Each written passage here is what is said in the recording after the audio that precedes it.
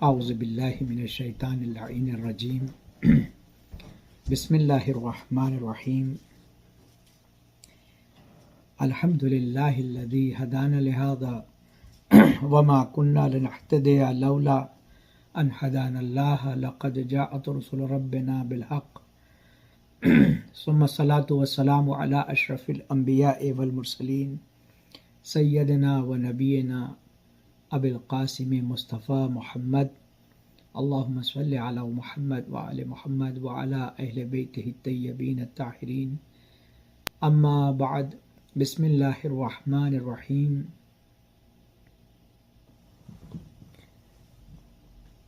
یا ایہا الذین آمنوا کتب علیکم الصیام کما کتب علی الذین من قبلکم لعلکم تتقون صدق اللہ العلی العظیم۔ اعزائے گرامی، بہار قرآن کا مہینہ ہے اور تمام مومنین مومنات مسلسل اس ماہ میں قرآن مجید کی تلاوت کر رہے ہیں۔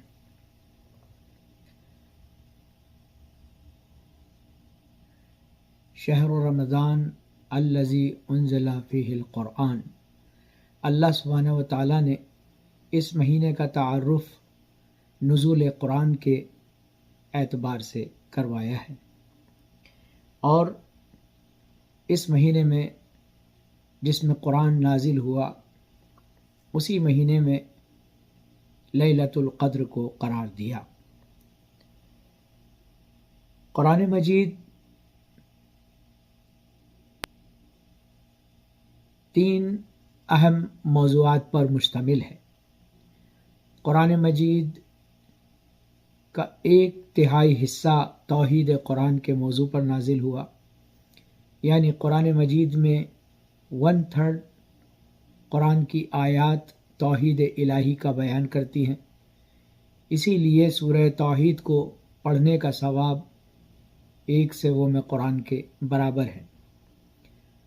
جب ہم سورہ فاتحہ پڑھتے ہیں تو 1 الحمد اور 3 مرتبہ قل هو اللہ احد کے معنی یہی ہے کہ سورہ الحمد آغاز قرآن فاتحۃ الکتاب، اور اس کے بعد 3 مرتبہ قل کے معنی 1/3 یعنی پورا ایک قرآن کا ثواب انسان کو ملتا ہے۔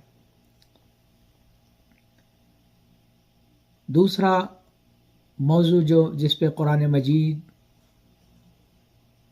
مشتمل ہے موضوع احکامات ہے۔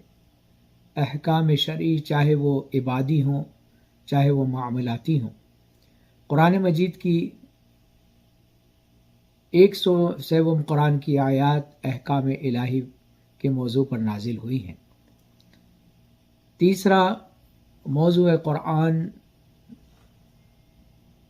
تاریخ ہے، یعنی 107 قرآن کی آیات تاریخ کا بیان کرتی ہیں، کہ جس میں انبیاء ما سبق کی تاریخ ہے اور ان کے زمانے میں ان کے مقابلے میں آنے والے فرعون، حامان، نمرود، شداد، قارون، اس طرح کے ظالموں کا ذکر بعنوان تاریخ بیان کیا گیا ہے۔ آج دوم ماہ مبارک رمضان، اور عموماً مومنین 30 پاروں کا خلاصہ جو کرتے ہیں کہ ہر روز ایک پارہ پڑھتے ہیں، تو دوسرے پارے کا خلاصہ آپ کی خدمت میں عرض کرتا چلوں کہ یہ پارہ 16 رکوعوں پر مشتمل ہے، اور اس پارے میں یہ مضامین بیان کیے گئے ہیں جن کو 4 حصوں میں تقسیم کیا گیا ہے۔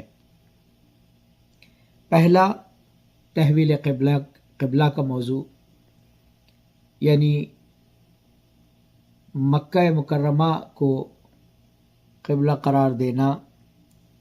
دوسرا موضوع آیات بر اور ابواب بر کا بیان ہے، اور تیسرا قصہ تعاون ہے کہ جب پلیگ آیا اور لوگوں نے اس اطلاع کو دوسروں تک نہیں پہنچایا تو خدا نے ان کے ساتھ کیا معاملہ کیا۔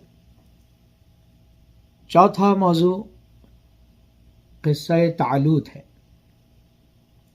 تحویل قبلہ ہجرت کے بعد 16 یا 17 مہینے تک بیت المقدس کی جانب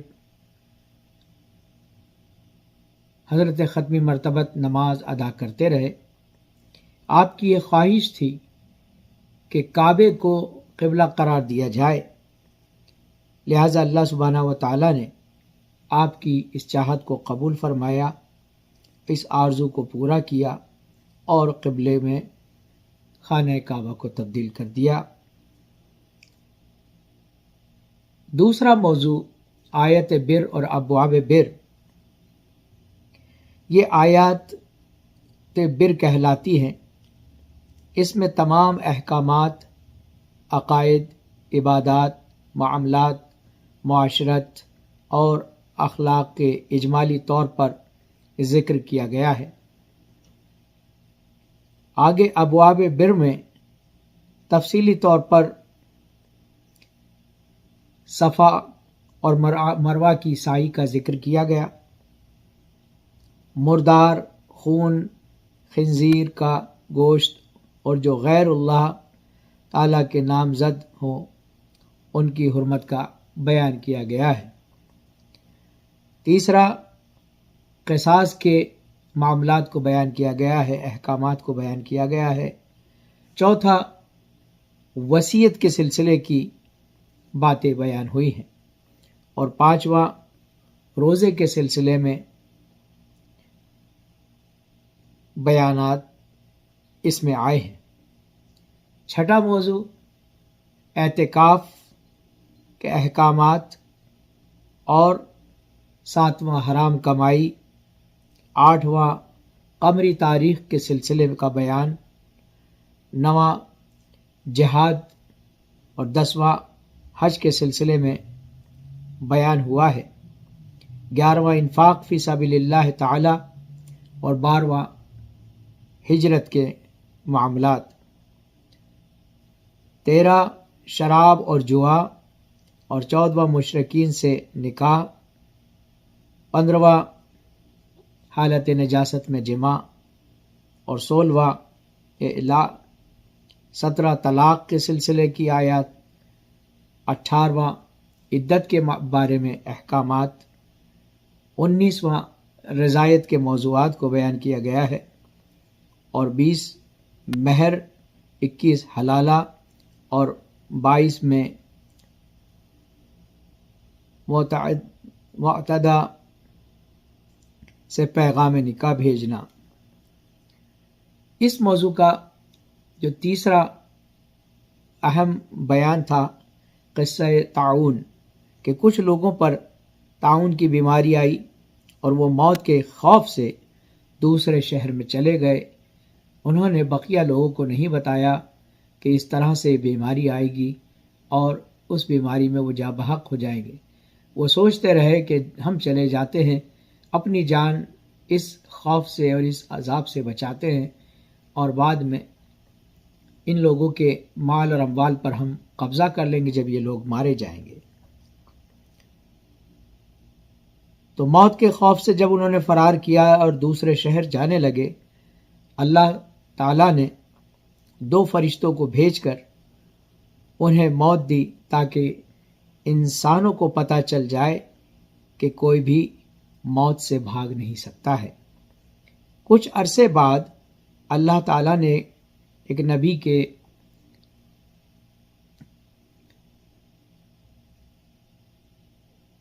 حواریون میں سے یا حضرت جاسلیق کے دعا مانگنے پر انہیں دوبارہ سے زندہ فرمایا۔ چوتھا قصہ طالوت۔ قصہ طالوت میں طالوت کے لشکر نے جالوت کے لشکر کو باوجود اس کے کہ وہ قلیل تعداد میں تھے، کم ہونے کے باوجود حکم خدا سے ان کو شکست دی۔ یہ دوسرے پارے میں بیان ہونے والی باتوں کا بیان ہے۔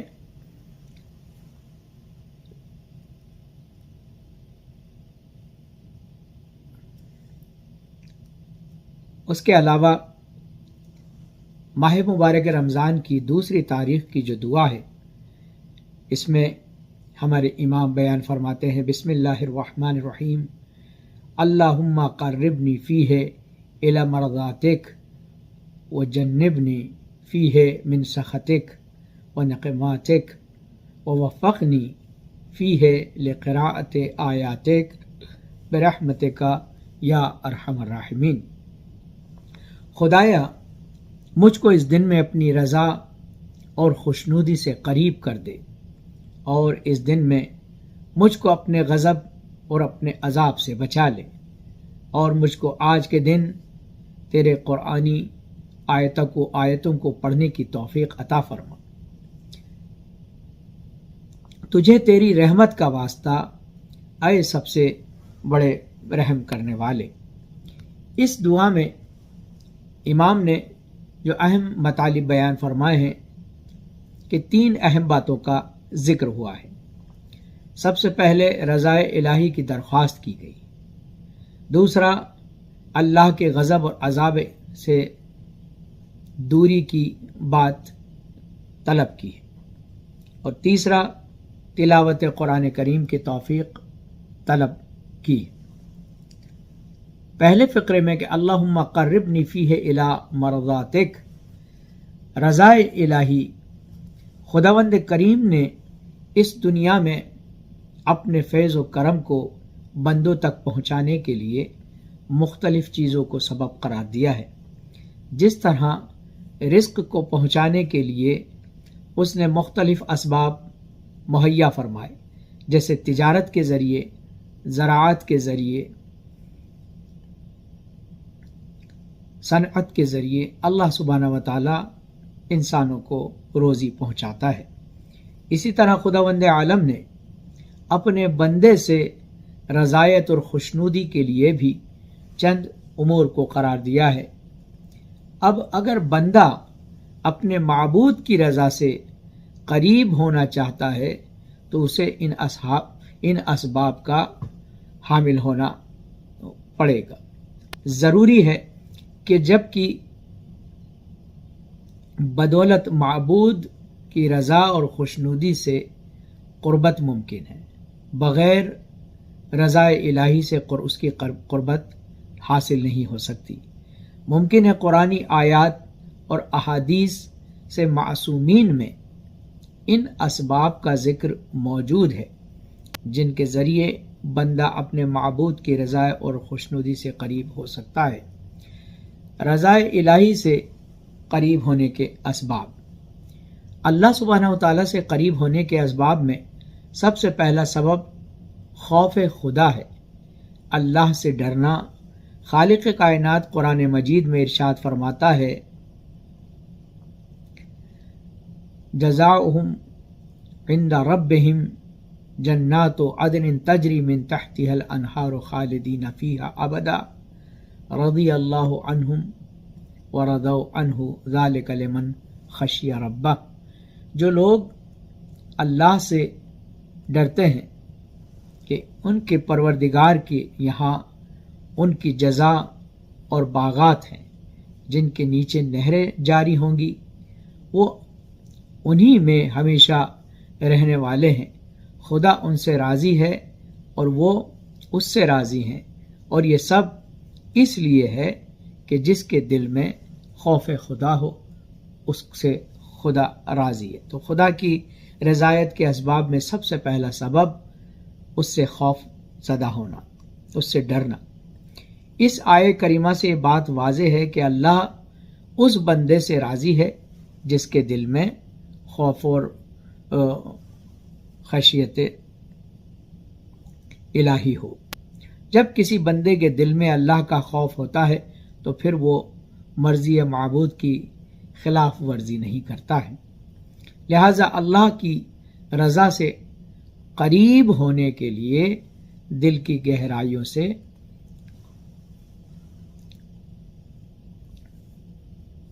خوف خدا کو اپنے دل میں رکھتا ہوں۔ دوسرا سبب کثرت سے استغفار کرنا، تیسرا سبب انکساری سے کام لینا، اور چوتھا صدقہ دینا۔ یعنی اللہ جن چیزوں سے راضی ہوتا ہے اس میں پہلا سبب خوف خدا، دوسرا استغفار کرنا، تیسرا ڈاؤن ٹو ارتھ ہونا، انکساری کے عالم میں ہونا، اور چوتھا صدقہ دینا۔ کہتے ہیں کہ 3 چیزیں بندے کو خدا کی رضا اور خوشنودی تک پہنچاتی ہیں: کثرت سے استغفار کرنا، خاکساری اور انکساری سے کام لینا، اور کثرت سے صدقہ دینا۔ یہ اللہ۔ 5واں ہوائے نفس کی پیروی سے پرہیز کرنا، اپنے نفس کی پیروی سے پرہیز کرنا، یہ اللہ کی رضایت کا سبب بنتا ہے۔ حضرت لقمان نے اپنے بیٹے سے کہا کہ اے میرے فرزند، اگر کوئی خدا کی مرضی چاہتا ہے تو اسے چاہیے کہ اپنے نفس کو ناراض رکھے۔ جس نے اپنے نفس کو ناراض نہیں رکھا اس نے خدا کو راضی نہیں کیا۔ حضرت لقمان کا یہ حکیمانہ کلام اس بات کی نشاندہی کرتا ہے کہ ہمیشہ نفسانی خواہشات کی پیروی اطاعت الہی کی راہ میں رکاوٹیں بنتی ہیں۔ لہذا جب تک بندہ نفسانی خواہشات کی سرکوبی نہیں کرے گا اس وقت تک وہ اطاعت الہی انجام نہیں دے پائے گا، چونکہ یہ اطاعت الہی کی راہ میں جو ہے رکاوٹیں پیدا کرتی۔ کہتے ہیں کہ مولائے کائنات حضرت علی علیہ الصلوۃ والسلام نے فرمایا کہ خدائے بلند و برتر نے اپنی رضا اور خوشنودی کو اپنی اطاعت میں مخفی رکھا ہے، لہذا کسی کی بھی اطاعت جو ہے نہیں کرنی ہے، اس کو صرف اور صرف اللہ کی اطاعت کرنی ہے، اور اس کی اطاعت میں اس کے کسی حکم کو چھوٹا نہیں ماننا ہے۔ ایک اور مقام پر آپ نے ارشاد فرمایا کہ رضائے الہی اس کی اطاعت سے ملی ہوئی ہے۔ روایت میں ہے کہ حضرت امام جعفر صادق علیہ الصلوۃ والسلام جب بھی گھر سے مسجد کے لیے نکلتے تھے تو راستے میں یہ دعا پڑھتے تھے: میں نکلا ہوں تیری رضا کے حصول کے لیے اور تیری ناراضگی سے بچنے کے لیے۔ 6، تقوی۔ حضرت علی علیہ الصلوۃ والسلام ارشاد فرماتے ہیں کہ خدا نے تمہیں تقوی اور پرہیزگاری کی تاکید کی ہے اور اس کو اپنی رضا کی انتہا قرار دیا ہے۔ یعنی رضا خدا کے لیے، اللہ کو راضی کرنے کے لیے 6 سبب تقوی ہے۔ رضایت الہی جاننے کا طریقہ کہ اللہ ہم سے راضی ہے یا نہیں، اس کا جاننے کا طریقہ کہ ایک شخص نے حضرت امام جعفر صادق علیہ الصلوۃ والسلام سے دریافت کیا کہ اے فرزند رسول، ہم کیسے سمجھیں کہ خدا ہم کو دوست رکھتا ہے اور ہمارے کاموں سے راضی ہے؟ تو آپ نے فرمایا کہ اپنے دل کی طرف رجوع کرو اور دیکھو کہ تمہارے دل میں خدا کے محبوب بندوں کے لیے محبت ہے یا نہیں۔ اگر محبت ہے تو سمجھو خدا تم سے راضی ہے اور تمہیں دوست رکھتا ہے۔ اللہ کے محبوب ترین بندے خود ائمہ معصومین علیہم السلام ہیں۔ اگر کوئی ان کی محبت بغیر لاکھ زہد و تقوی اختیار کر لے، ان کی محبت کے بغیر چاہے جتنا زہد اور تقوی اختیار کر لے اور پوری عمر عبادتیں کرتا رہے اور لوگ اس کے لیے رضی اللہ عنہ کی لاکھ دعا کرتے رہیں، خدا ان سے راضی نہیں ہو سکتا، چونکہ اس کے دل میں ائمہ معصومین علیہ السلام کی محبت اگر نہیں ہے تو یہ سب اس کے لیے بیکار ہے۔ کہتے ہیں کہ حقیقی محبت کسی کے دل میں آ جائے تو پھر وہ انسان خود بخود ان اسباب کو فراہم کرتا چلا جائے گا جن سے رضائے معبود حاصل ہو سکتی ہے۔ لہذا اہل بیت سے حقیقی محبت کا مفہوم یہی ہے کہ ان کے نقوش عصمت کو اپنے لیے مشعل راہ قرار دیا جائے اور ان کو زندگی کا نمونہ قرار دیا جائے۔ ان کی راہ اطاعت اور عبادت کی راہ ہے جس کا نتیجہ رضایت الہی ہے، رضائے خدا ہے۔ حضرت موسیٰ علیہ السلام نے فرمایا کہ خدا کی بارگاہ میں یہ التجا کی کہ اے پروردگار، مجھے اس چیز کی نشاندہی فرما جس کے ذریعے تو اپنے بندے سے راضی ہو جاتا ہے۔ لہذا پروردگار عالم کی رضایت کو حاصل کرنا انسان کے لیے ان اسباب جن کو روایات میں بیان کیا گیا ہے اگر انسان اختیار کر لے تو لہذا ایک مختصر سی دعا میں ہمارے اماموں نے ہمارے لیے علم کے نایاب گواہر بکھیرے ہیں۔ کاش ہم اس فصل بہار قرآن میں، فصل بہار مفاہیم میں، اللہ کی مہمانی میں اور اس ایک تر و تازہ پاک و پاکیزہ ماحول میں اپنی زندگی کو ائمہ اطہار علیہ السلام کے رہنمود پر گزاریں۔ خداوند منان آپ سب کی طاعت اور عبادت کو قبول فرمائے اور تمام مظلومین عالم کی مدد فرمائے، ظالمین سے نجات عطا فرمائے۔ والسلام علیکم ورحمۃ اللہ وبرکاتہ۔